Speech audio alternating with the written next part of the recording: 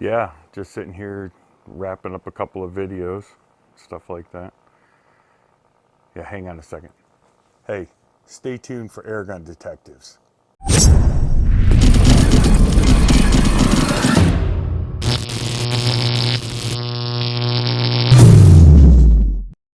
Welcome to another episode of Airgun Detectives. I'm your host, JC, and today we're going to take the mystery out of the Beeman 1365. This is the new Beeman 1365. This one's in 25 caliber, and this has the new synthetic stock. But before we get into that, do me a favor, you hadn't already, hit that subscribe button down in the corner. It doesn't cost you anything, but it really helps support the channel. Also, check out my website, www.airgundetectives.com. On that site, I've got hats, I got t-shirts, I have the Generation 2 bipods that you can see are the perfect fit for this underlever right here and for your brake barrel. So check that out when you have a chance. I put a lot of my own personal inventory on that. Usually I only have one-of-a-kind rifles, they're pistols, and most of the time there's something that's really custom to those, so check that out. Anyway, let's get back to the review on hand. This is our Beeman 1365. Now you guys remember a while back I did the review on the 1359, which is the wood stock. So then you ask yourself, oh, well, is there much difference between the wood stock and the synthetic stock? Well, just a reminder, let's show you the wood stock real quick. And this one's tricked out, obviously. It's got my bipods on it, what have you. But pay attention to where the fill gauge is on this one, back in this area. Okay, so the only main difference is going to be the fill gauge, and the newer version is a 3,500 PSI fill, whereas this was a 3,000 PSI fill. But this has, by the way, this has the buck rail barrel band on it, which is the perfect mate for my bipods, because see, this is an underlever, and it can cock with that. So that's really cool. So anyway, let's get back to the main gun here, which is our synthetic version. Okay, so this is Beeman's PCP, and this is their underlever. So this, you actually cock this by pulling the lever down below. And yes, you can decock it. But the whole, if you guys don't know about Bullpups, it's basically a basic rifle, and then they move the linkage towards the back. So you still have a full-length barrel, it's just compacted. So anyway, this is, as I said, a 3,500 PSI fill. This is non-regulated. Keep that in mind, this is non-regulated. The gauge is actually up here in this location, and this one actually, again, I'm going to repeat myself, 3,500 PSI fill. So that's kind of the main differences. Synthetic stock, I like the stock. It's got a spare magazine holder right here that just slides right in here, which is great. So you have your spare magazine. The performance on this, we'll see how much different it is than the 1359. I can tell you right off the top it's going to be somewhat similar. This gun actually does come with 2 magazines and 2 single shot trays. Speaking of which, I do have to talk and do a little plug here for these guys at Maple Customs out of Canada. They're making magazines for these now. So you've got a 12-round magazine, you've got an 8-round magazine, and you have this single shot tray, which is absolutely tremendous. Probably the best I've ever seen. So this basically slides into the gun, and then when you want to load a single shot, you pop this out, you load your single shot in there, and then close it. I mean, so cool. It really is. But anyway, I'll put a link for those guys. They're coming out with their own website, so you guys will be able to get some accessories from them. Out of the box, they're claiming this will shoot the 25 caliber at 831 feet per second. So it actually has, the magazines are a 9-shot magazine, so they hold 9 rounds. Then you got the cool spare one underneath. Again, this one is outfitted with the buck rail barrel band, which then can accommodate the bipods, which is nice. They also makes the adapters for this, so you can put a suppressor on this, and I'll show you more of that. We'll demonstrate that when we're shooting it, and then I'll talk more about that at the end. The gun itself, 32 inches long, weighs a little over 7 pounds. It's very solid. This is not a flimsy stock at all. This is a nice heavy-duty stock. It really is. And it actually feels really good in the hand and it shoulders well. This does come with a 4x32 non-adjustable scope. That's all I'm going to mention because it's not worth mentioning anything beyond that. I don't even need to show it to you because that's... Anyway, we'll talk about that at the end. Oh, and also I have a surprise for you guys. If you guys remember, I did a short on this a while ago. This is our Vever PCP pump, which is pretty cool. It's actually really good looking pump.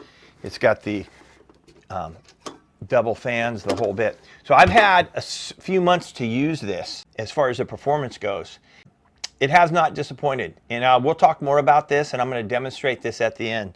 But this is a $250 price point. These PCP pumps are really coming down. You know, they all look a little similar, but they're not. They're all different. The gauges are in different locations. Some of them have more fans than other ones. It's pretty interesting. But this one, I can tell you it's done well, but we'll talk more about that at the end. But that's going to be a little bonus for you, I'll present that to you. All right, let's go out and test the rifle, and then we'll come back and talk about it. All right, let's test our Beeman 1365 or the Chrony, see how well we do. I'm going to show you the performance on 2 pellets. We're going to run these 20, they're a little over a 20 grain pellet. We'll run these live over the Chrony, and we'll do 5 shots. Like I said, these are a little over a 20 grain pellet. And then I'm going to show you the performance on another pellet. This other pellet did so well, we're going to go ahead and use that one for our accuracy. So keep you a little in suspense here just for a little bit. Also, we're going to test out our buck rail suppressor. I'm going to take 2 shots without the suppressor, then I'm going to put the suppressor on, take the final 3. So we're going to take a total of 5 shots. So let's just see how well this performs. All right, shot number 1, 941. Shot number 2,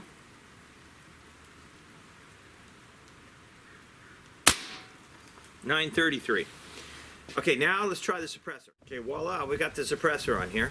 So now we're going to do shot number 3.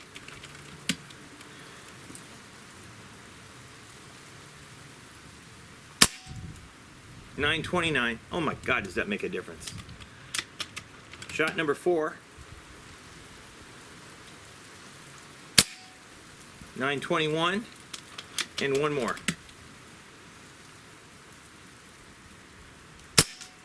$913. There you go. There's your 5 shots over the Chrony. Oh my goodness, does that suppressor make a difference on this thing. It takes it from on the edge of not being backyard friendly to definitely backyard friendly. Also, let's tell you about how the other pellet did. So that's how your 20 grain pellet did. You see that.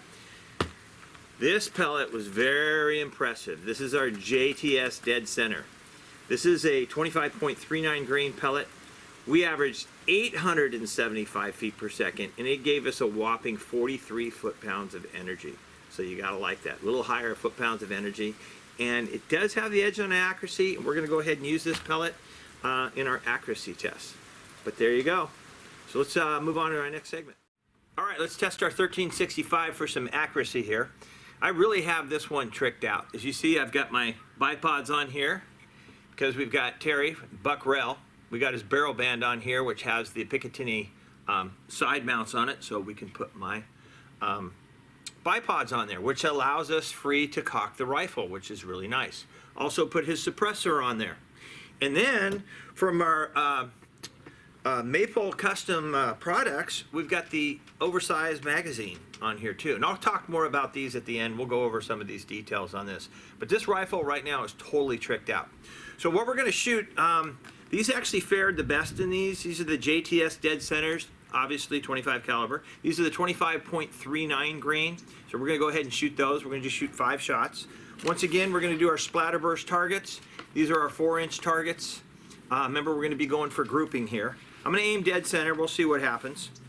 But we're our usual, 40 plus yards out. Go ahead and check that out real quick. You can see our target out there.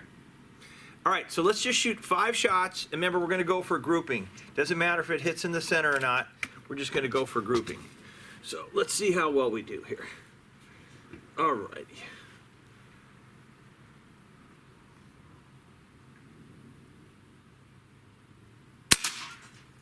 God, that's quiet.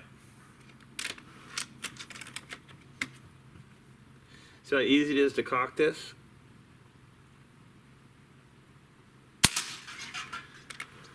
Ooh, that's a good group. Let's keep this up. That's 2. Shot number 3.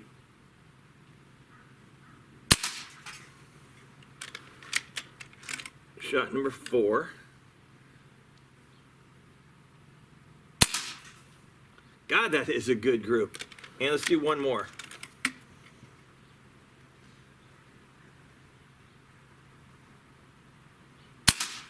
Jesus. Anyway, that is a fantastic group. It is. It really is. I love it. And notice the suppressor. Man, it quiets this thing down. But it doesn't affect the accuracy whatsoever. This thing was still... I mean, again, I punched the red out of it. That wasn't my intent. My intent was just for target grouping. But it hit dead center, just like the pellets. All right, let's move on to the next segment. All right, let's test the pull weight on our Beeman here. I did do some adjustment on this, and you guys know I did a full video on how to adjust this trigger and how to lighten it up. So check that out if you have an opportunity. Anyway, we got our trusty Lyman trigger gauge. Let's just do one pull here and see how we are. All right.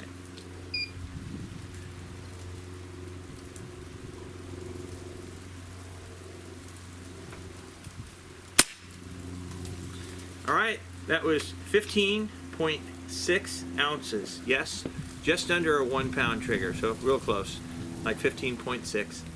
Anyway, you gotta like it. Terrific trigger. It's really nice once you adjust it. Again, check out my video on how to adjust that. I have a full video dedicated just to that. All right, let's move on to the next segment. Okay, let's do a little plinking here with our Beeman. What we're gonna shoot are JTS dead centers. The 25.39 grain. These are absolutely accurate at almost every distance. But we're the usual, 40, 42 yards roughly, right around there for our plinking distance. Go ahead, check that out. You can see we've got a big steel ram there. We even got an empty JTS dead center can there. A little egg, and what else? Little pipe, little bird. Anyway, hopefully I see one of those targets a little bit in the shade, but we should still be able to see those. Anyway, so let's try our luck and knock this stuff down. Now I am sporting the suppressor still from Buckrail because it just makes it so backyard friendly. All right, so let's. I'm gonna do the light thing first. The can, which is by the butt of the ram there. So let's knock that one out first. Okay, and the egg.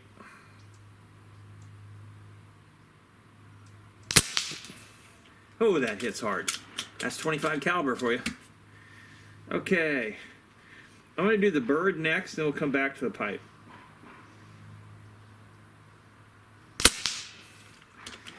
And the pipe.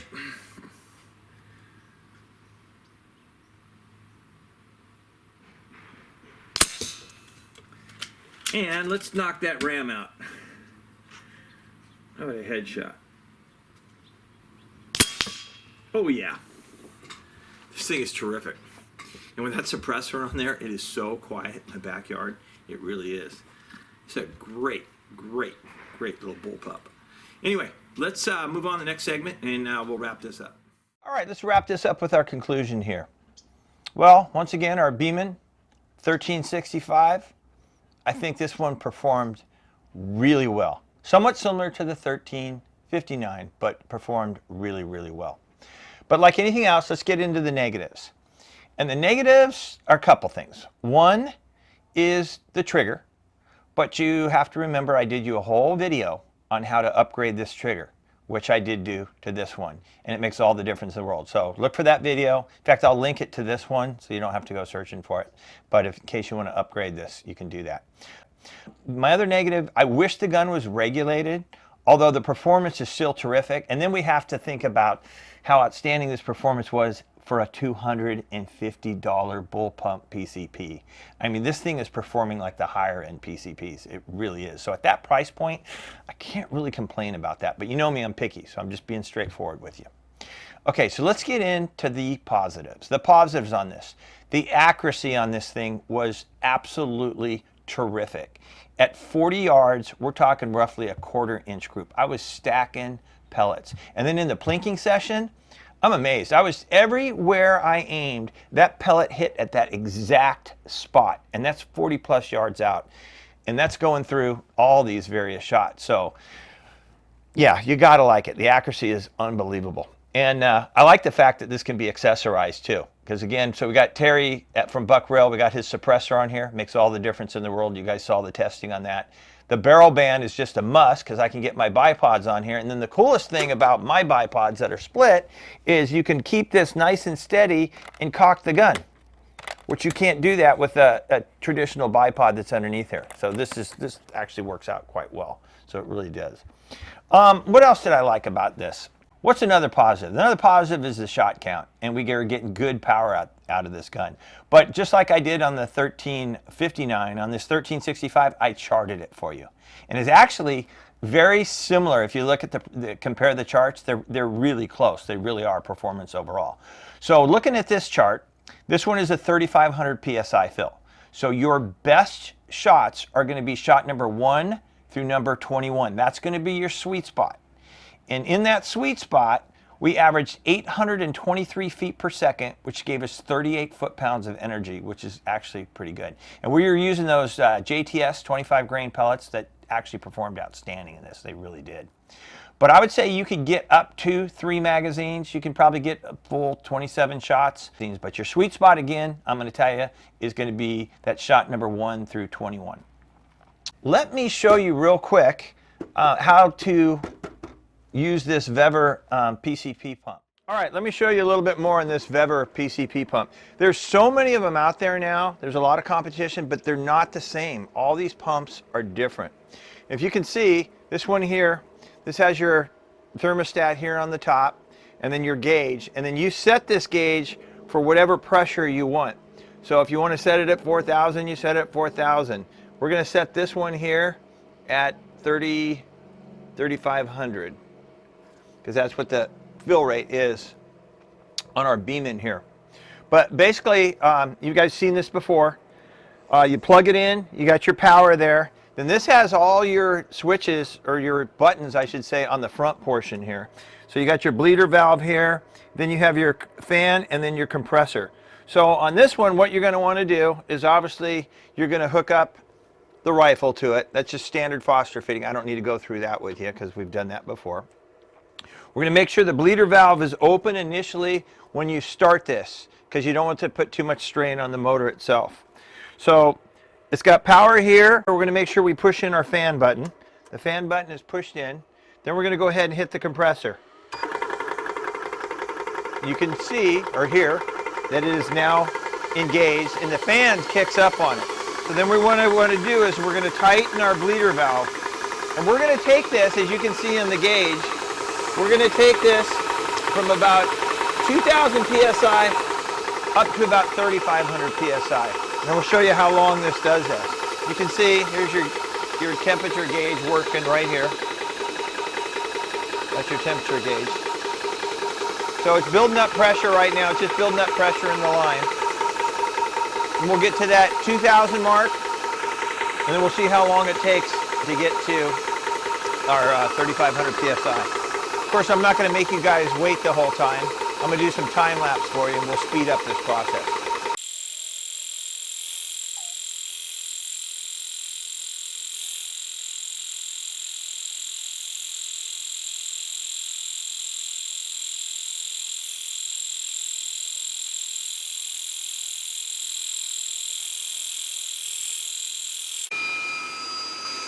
Okay, we're there. See, it only took just a couple of minutes, really, just a few minutes. And then this only got to about 31 degrees Celsius here, which is not bad. But like any of these other pumps, what you're going to want to do is you're going to want to let the air out. Then you can take your Foster fitting off right here. And you're good to go. That's it. And if you want to, you can turn your fan off. I like to let it run for a little bit. Even when it's plugged in, it's got a cooling fan that goes. But you let it run for a few minutes after you're done, just so it can cool itself down. But I've been using this now for a few months, actually, and have had no issues with it. It's been terrific. It really has. And these are all so affordable nowadays. All right, let's move on. So yeah, you got to like the Vever pump. Seriously, for that $250, price range right in there, because there's a lot of competition on it. This one's very solid. I've been using it for a few months. So at this price point, it's a pretty doggone good compressor. It really is. And it is solid. It really is. It's a solid compressor.